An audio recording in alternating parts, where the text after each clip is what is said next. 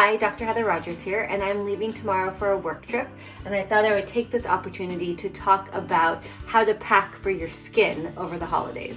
My hope is that many of you will get to travel over the holidays, be it to visit loved ones, to go someplace warm, to go to someplace cold, and packing can be stressful, and I want to make it easy for you to pack for your skin.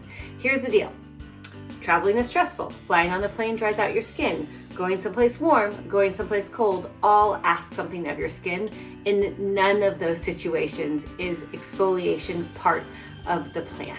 Your skin does not want to be exfoliated. If you're going someplace cold, it's already going to be dried out. If you're going someplace warm, exfoliation can increase your risk of being sunburned. So don't even bother with anything that's an evening treatment. You don't need to take your retinol, your bakuchiol, your glycolic acid.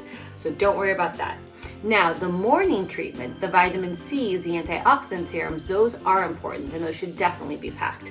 And those you should actually make sure you have on your face even before you get in the plane. So when you go on your trip, you need the essentials. You need a good moisturizer, you need a good face wash, you need a good zinc-based sunscreen that you apply every day. It doesn't matter if you're going to the sun or to the snow. And in addition to that, you should bring a moisturizer that you love for your body. So I pack my body wash or my body cream and my face wash in my little Dr. Rogers travel kits because my regular ones are too big to pack. I always bring an antioxidant serum. This is Alto Skin Better. Dermaquest is one of my favorite zinc-based sunscreens, and then as you all know, I'm obsessed with my face cream. So those all make it into my bag. In addition to that, I always bring a hat and I always bring polarized sunglasses because you never know where you're gonna be outside. If it's a warm or cold place, you're gonna be glad to have the added protection. And really that's it. You know, bring tweezers. Sometimes hotel lights are good for identifying hairs. I always bring fingernail clippers because I feel like that's the one time I realize that my nails are long. When you are traveling, when you are on the plane, a lot of people have their skincare rituals.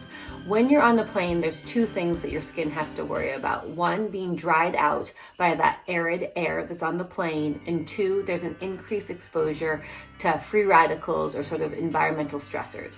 The way you deal with the increased exposure to dry air is you really want to make sure you have a good moisturizer on, and you can even slug on the plane and then add to the moisturizer on top of it my healing balm or even plain Vaseline.